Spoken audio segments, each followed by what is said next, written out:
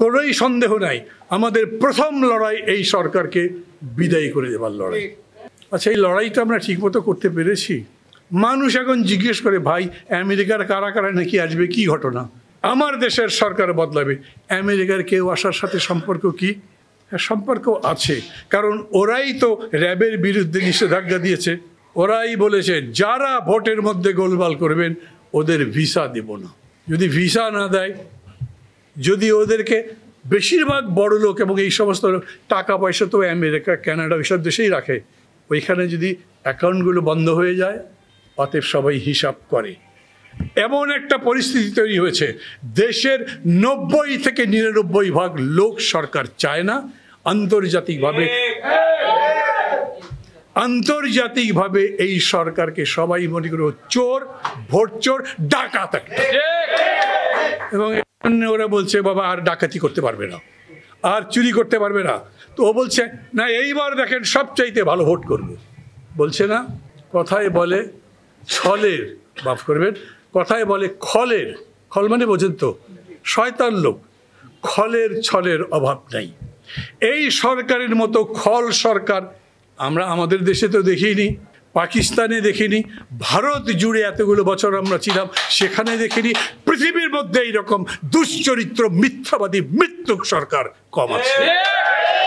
অতএব তারা ওইটা বানাচ্ছে, একটার পর একটা বানাচ্ছে। কীরকম? এখন বলছে দেখেছ, এই যে আমেরিকা যে ভিসার উপরে নিষেধাজ্ঞা দিয়েছে, এটা তো বিরোধী দলের উপরেও যাবে, কারণ ওরা যে বলেছে। কিন্তু বিএনপির লোক কাকে ভিসার উপরে নিষেধাজ্ঞা দেবে? তারা ভোট বাধা দেওয়ার জন্য কোথাও যাবে? আমরা কিন্তু লড়াই করছি ভোটের জন্যে। ওরা আমাদের বলতে চায় ওরা ভোট চায় না, আর আমরা বলি আমরাই ভোট চাই, তোরা চাস না।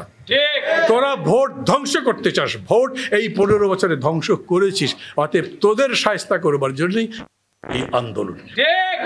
লড়াইটা হবেই।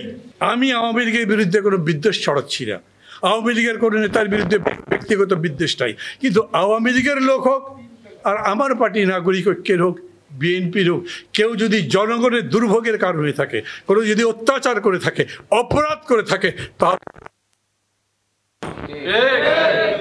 আমরা একটা ন্যায়ভিত্তিক সমাজ প্রতিষ্ঠা করতে চাই, আমরা জনগণের সরকার প্রতিষ্ঠা করতে চাই, জনগণের দেশ প্রতিষ্ঠা করতে চাই, যেই জায়গায় সামাজিক মর্যাদা থাকবে, মানবিক মূল্যবোধ থাকবে এবং সাম্য থাকবে।